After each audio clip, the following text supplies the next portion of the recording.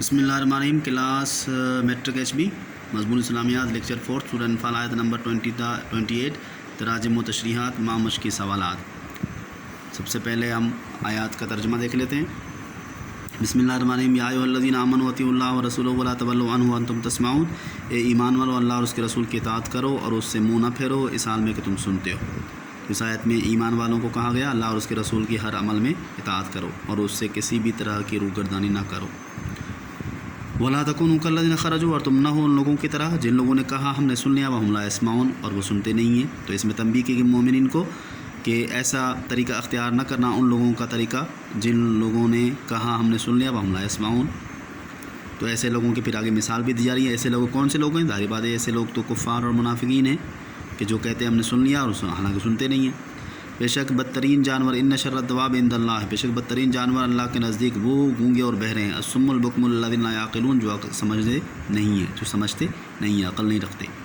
تو یہاں پہ ان لوگوں کی مثال دی کہ یہ لوگ ایسے ہیں جو اللہ کے نزدیک بدترین جانور ہیں، جو گونگے اور بہرے بنے ہوئے. یعنی ان کو بولنے کی صلاحیت بھی دی ہے اور سمجھنے کی صلاحیت بھی دی ہے، مگر پھر بھی ان کو صحیح استعمال نہیں کرتے. تو اس لیے ان کو کہا گیا کہ یہ جانوروں سے بھی گرے ہوئے ہیں، جانوروں سے بھی بدتر ہے. وَلَوْ عَلِمَ اللَّهُ فِيهِمْ خَيْرًا، اگر اللہ جانتا ان میں بھلائی، لَأَسْمَعَهُمْ، تو ضرور ان کو سننے کی توفیق دیتا. وَلَوْ أَسْمَعَهُمْ، اور اگر سننے کی توفیق بھی ان کو دی جاتی، مل جاتی، لَتَوَلَّوْا وَهُمْ مُعْرِضُونَ، تو پھر بھی وہ منہ پھیرتے، وہ اعراض کرتے. تو یہ لوگ ایسے ہیں کہ ان میں کوئی بھلائی نہیں ہے. اگر اللہ ان میں بھلائی دیکھتا تو ضرور ان کو ہدایت دیتا، سننے اور سمجھنے کی توفیق دینے کے ساتھ ساتھ ان کو ہدایت بھی دیتا. اور اگر یہ چیز سننے توفیق ان کو مل بھی جاتی، ہدایت بھی مل جاتی، لَتَوَلَّوْا وَهُمْ، پھر بھی منہ پھیرتے اور اعراض کرتے. یعنی ان کے دلوں میں کوئی بھی نیکی کا جذبہ یا صحیح راستے پر آنے کا جذبہ نہیں ہے. یا ایھا الذین آمنوا، اے ایمان والو، استجیبوا للہ والرسول، جواب دو، حکم مانو اللہ اور اس کے رسول کو اذا دعاکم، جب تمہیں بلائے، لما یحییکم، اس چیز کے لیے جو تمہیں زندگی بخشتی ہے. وَاعْلَمُوا، اور خوب جان لو کہ ان اللہ یحول بین المرء وقلبہ، اللہ تعالیٰ حائل ہوتا ہے انسان اور اس کے دل کے درمیان. وَأَنَّهُ لِتُحْشَرُونَ، اور تم سب اسی کی طرف جمع کیے جاؤ گے. تو یہاں پہ اس آیت میں کہا گیا ایمان والو اللہ اور اس کے رسول کا حکم مانو. یعنی اللہ اور اس کے رسول جب تمہیں بلائے تو فوراً اس کا حکم مانو، اس کی اطاعت کرو. تو یہ ایک تو حکم یہ ہے اس وقت کے حوالے سے، صحابہ کے حوالے سے، کہ جب تمہیں بلائے تو فوراً جواب دو، ہر کام چھوڑ کر اللہ کے رسول کو جواب دو. دوسرا اس سے مراد عام ہے کہ اللہ کے رسول کے جتنے بھی احکامات ہیں وہ بلانے کے حوالے سے، کہ فوراً اس کے احکامات پہ عمل کرنا ہے، اس کی اطاعت کرنی ہے. کیونکہ ان کے احکامات اور ان کے بلانے میں اصل ہے تمہاری زندگی، ہماری زندگی اسی کے اندر ہے. اسلام کے اندر ان کی بلانے کے اندر، ان کی اطاعت کرنے کے اندر ہی ہے. دوسری بات جو کی گئی ہے وَاعْلَمُوا أَنَّ اللَّهَ يَحُولُ بَيْنَ الْمَرْءِ وَقَلْبِهِ وَأَنَّهُ لِتُحْشَرُونَ، کہ انسان کا ہر عمل اللہ کی مرضی سے ہوتا ہے. انسان کا کوئی بھی عمل اللہ کی مرضی سے خالی نہیں ہے، چاہے اچھا ہو چاہے برا. تو اس کے بارے میں کہا گیا کہ اگر جس نے یعنی انسان کے عمل کے بارے میں اگر کسی کے عمل کے حوالے سے اللہ تعالیٰ نے ان کے بارے میں یہ کہہ دیا، یعنی لکھ رکھا ہے کہ وہ عمل انسان سے سرزد نہیں ہوگا، تو پھر اگر اس عمل کا ارادہ انسان کرتا ہے، چاہے وہ اچھا ہو برا ہو، تو اللہ تعالیٰ اس عمل کے درمیان حائل ہو جاتا ہے، یعنی وہ عمل نہیں ہو پاتا.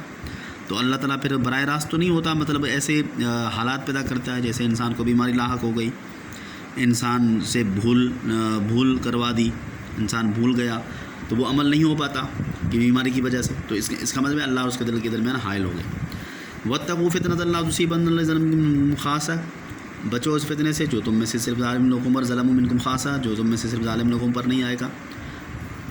اور خوب جان لو کہ اللہ کا عذاب، ان اللہ شدید العقاب، اللہ کا عذاب بڑا سخت ہے. تو اس میں کہا گیا اس فتنے سے بچو جس فتنے کی وجہ سے صرف ظالم لوگوں پر عذاب نہیں آئے گا بلکہ تمام لوگوں پر آ جائے گا. تو وہ فتنہ کیا ہے؟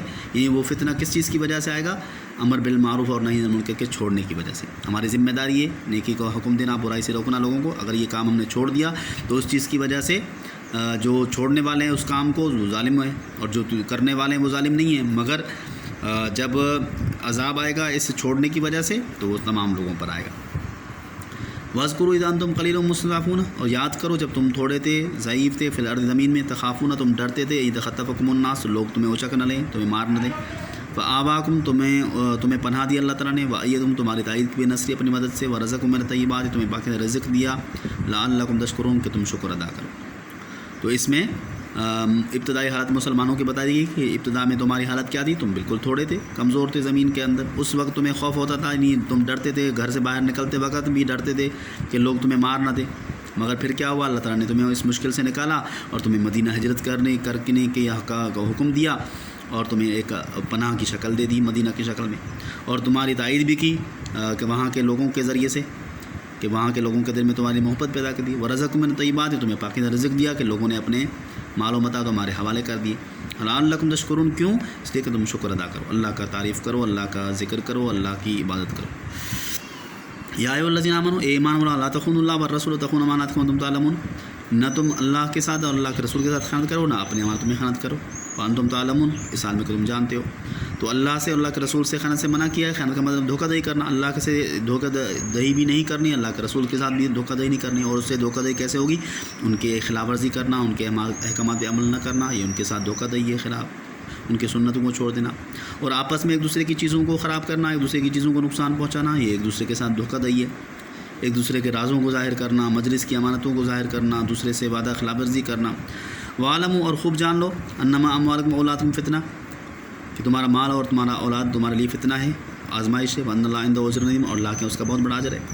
تو یہ جو دونوں آیتیں ہیں، اس کے بارے میں کہا گیا کہ ابو لبابہ کے بارے میں نازل ہوئی، جن سے خیانت ہو دی اللہ کے رسول کے حوالے سے، کہ ان سے ایک راز جو ہے انہوں نے ظاہر کر دیا تھا، تو اس حوالے سے پھر ان کے برات کے لیے آیت نازل ہوئی، جس کے بارے میں ان کی معافی کا اعلان ہوا۔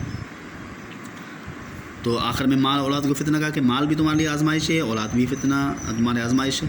مال کو بھی صحیح طور پہ خرچ کرنا ہے اور اولاد کی بھی صحیح تربیت کرنی ہے۔ ایسا نہیں کہ مال اور اولاد کی وجہ سے تم اللہ کے دین سے غافل ہو جاؤ، ایسا نہیں ہے، اسی میں تمہاری آزمائش ہے، اللہ تعالیٰ تمہاری آزمائش کرنا چاہتا ہے۔ تو یہاں تک یہ آیات اور ترجمہ ہو گیا۔ الفاظ دیکھ لیں، الفاظ میں دیکھ لیں، شر الدواب، بدترین قسم کے جانور، یخول و حائل ہوتا ہے، تخطہ ہو وہ اچک لیے جائیں، لا تخونو تم خیانت نہ کرو، استجیبو حکم مانو جواب دو، پکار کا مستضعف ہونا، مغلوب بے زور، اپنے بک سے بھی آپ دیکھ سکتے ہو۔ اس میں سوال پہلا، شر الدواب سے کیا مراد ہے، ان آیت میں خیانت سے کیا مراد ہے؟ تو شر الدواب سے مراد کیا ہے یہ ہم نے تشریح کے اندر بھی بتا دیا، بات واضح کر دی، اور اس کے اندر یہ بات شر الدواب سے کیا مراد ہے۔ شر الدواب کی معنی ہے بدترین جانور، یہ منافقین اور کفار کو کہا گیا ہے، کیونکہ یہ سننے اور سمجھنے کی صلاحیت رکھتے ہوئے بھی حق بات کو ماننے کی تیار نہیں ہے، اور یہ اللہ کی باتوں سے اعراض کرتے ہیں، منہ موڑتے ہیں، اللہ کی باتوں کو سنی انسنی کرتے ہیں، اور اللہ کی نعمتوں کی ناشکری کرتے ہیں۔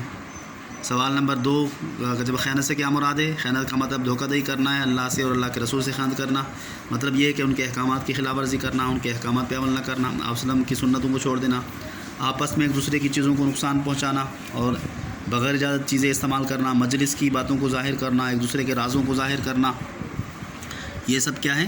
خیانت میں شامل ہیں، اور ان سب کو خیانت کریں۔ امید ہے آپ کو سمجھ آ گیا ہوگا، اس کو دوہرا سکتے ہیں۔ شکریہ۔